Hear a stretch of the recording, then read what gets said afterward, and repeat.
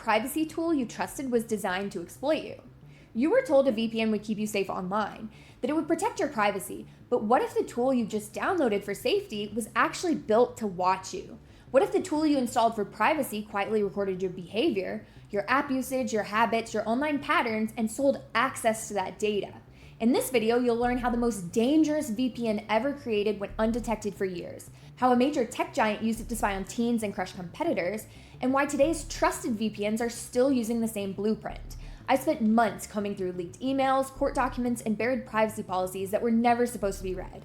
What I found wasn't illegal, but it was disturbing, because the system was built to allow it.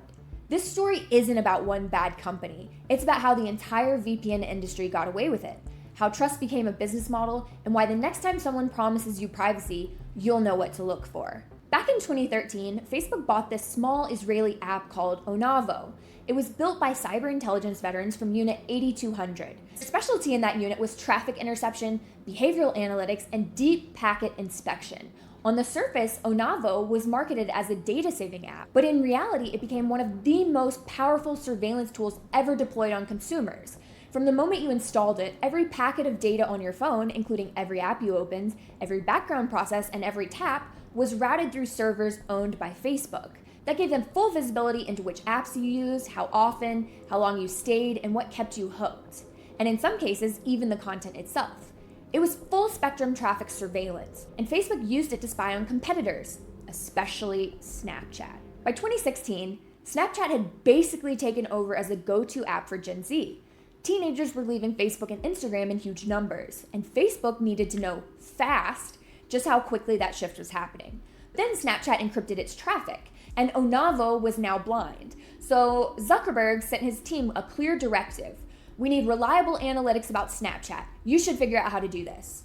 Facebook engineers launched something called Project Ghostbusters. It was a plan to bypass HTTPS encryption and restore visibility into Snapchat, YouTube, House Party, and other apps. Here's how they did it.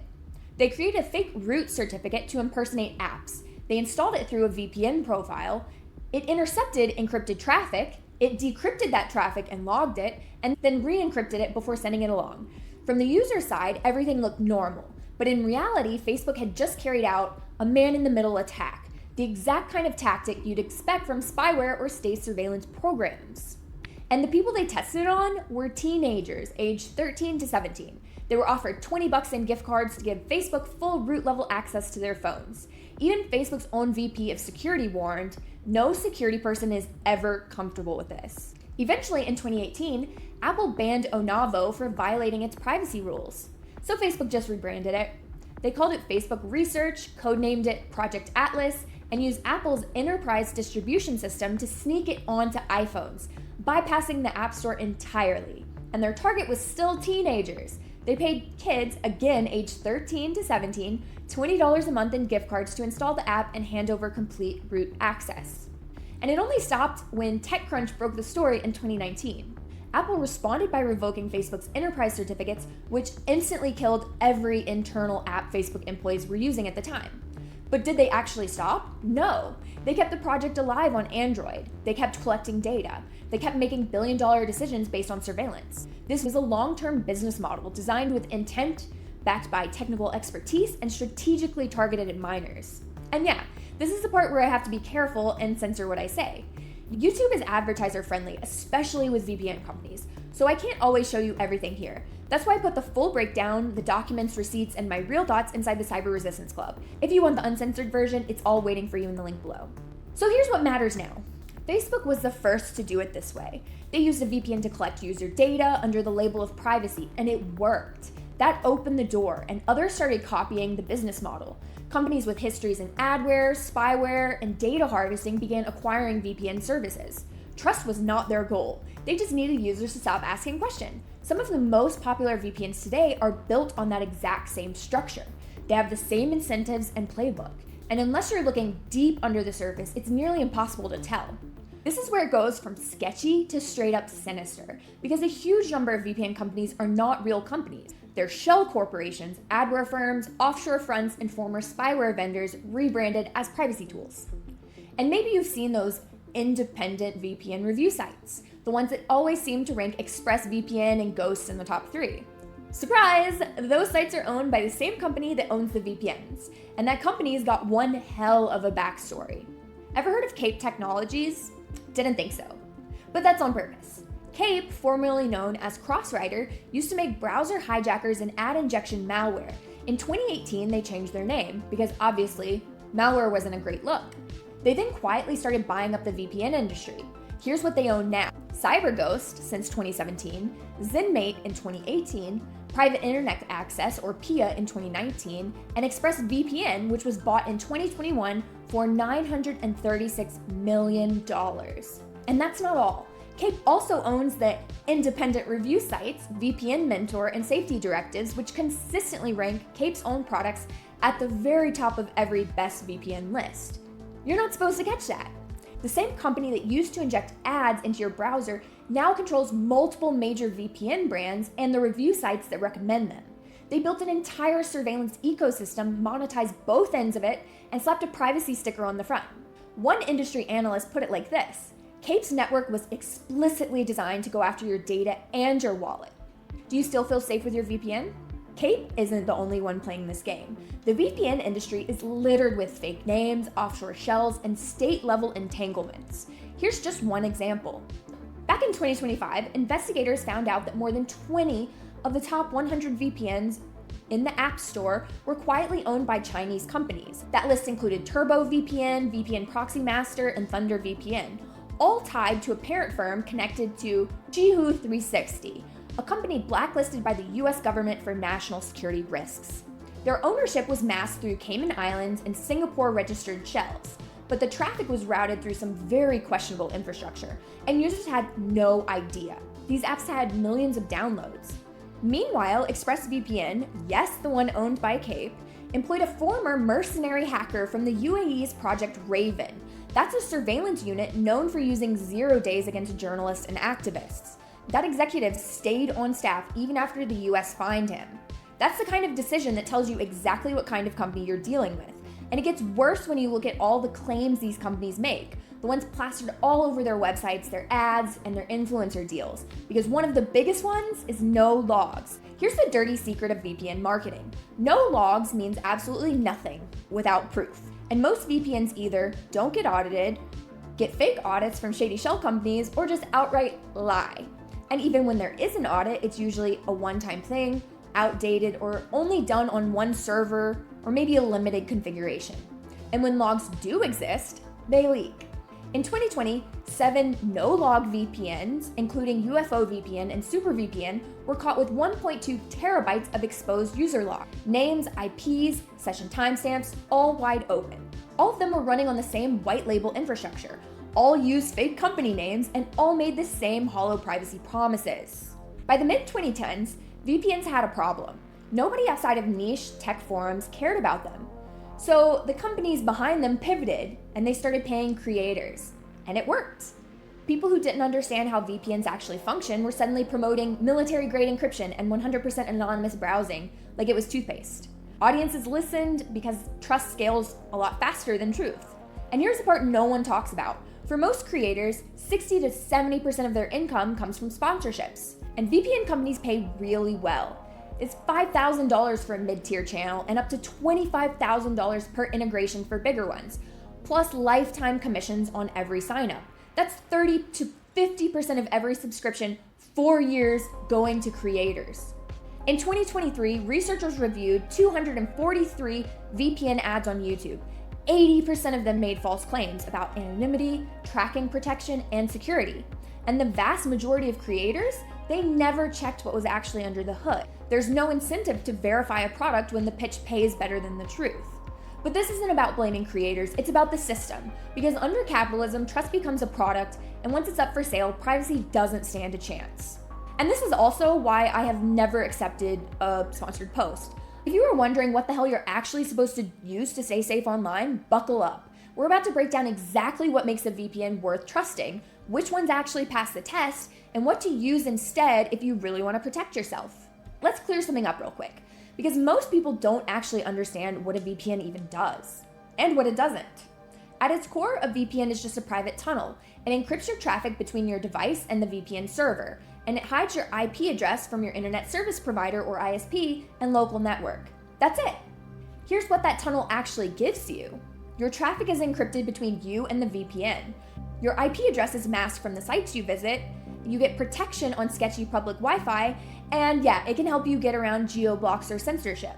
But here's what it doesn't do. It doesn't make you anonymous. It doesn't block trackers, fingerprinting, or device IDs. It doesn't stop DNS leaks, unless you've configured it to. It doesn't stop apps from phoning home. It doesn't delete your history or clean up your metadata. And it definitely doesn't protect you from phishing, malware, or shady browser extensions. So bottom line, a VPN is just one layer or tool.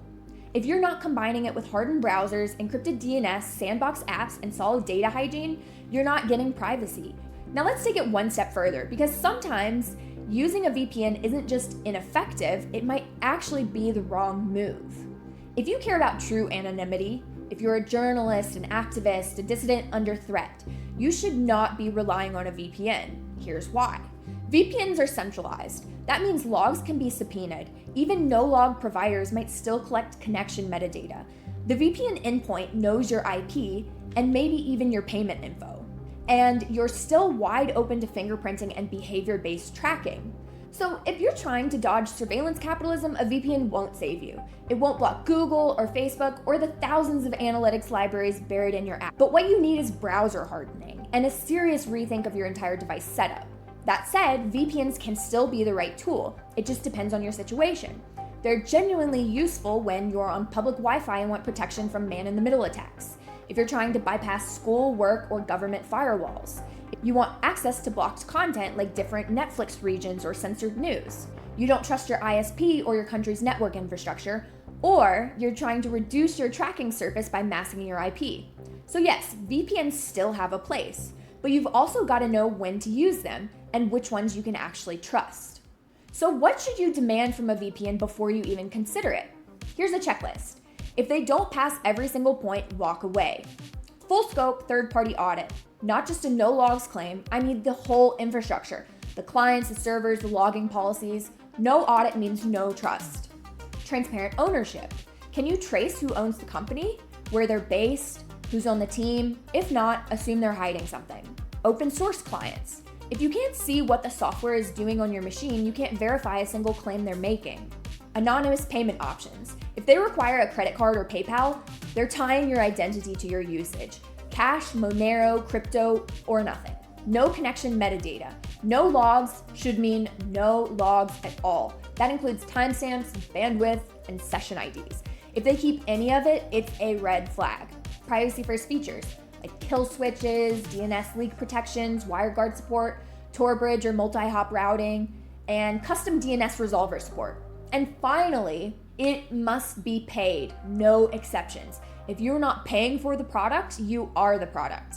And if any of that is missing, that's not a privacy tool, that is spyware. So, which VPNs have actually earned the security community's trust?